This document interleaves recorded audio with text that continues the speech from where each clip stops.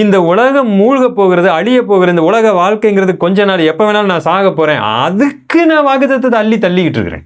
பாவத்திலிருந்து விடுதலை, பரிசுத்த வாழ்க்கை, கர்த்தரை பிரியப்படுத்துகிற வாழ்க்கை, பரலோக வாழ்க்கை எல்லாம் மட்டுப்படுத்திட்டு இந்த மூழ்க போகிற டைட்டானிக் கப்பலை பத்தி பெருமையா பேசிட்டு இருக்கிறேன் நான்.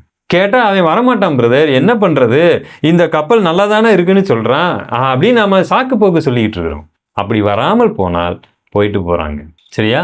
கர்த்தர் என்ன சொல்லி மனம் திரும்புதலை கொடுத்தாரோ, என்ன பிரசங்கம் பண்ணாரோ அதுதான் நமக்கு. பவுல் என்ன பிரசங்கம் பண்ணாரோ அதுதான் நமக்கு. தயவு செய்து கிறிஸ்டியானிட்டியை சரியா மக்கள் மத்தியில கொண்டு போய் சேருங்க. எண்ணத்தை புசிப்போம், எண்ணத்தை குடிப்போம் சொல்லி அஞ்ஞானிகள் தேடுகிறார்கள் அல்லவா, அதுக்காக வாக்குத்தத்தம் பண்ணி கர்த்தர் இடத்துல கூட்டிட்டு வராதீங்க.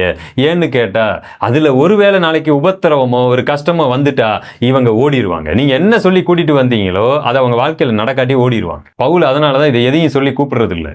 அவர் பாவ மன்னிப்பையும் பாவ விடுதலையும் அவர் பரிசுத்தையும் சொல்லி கூப்பிடுறாரு.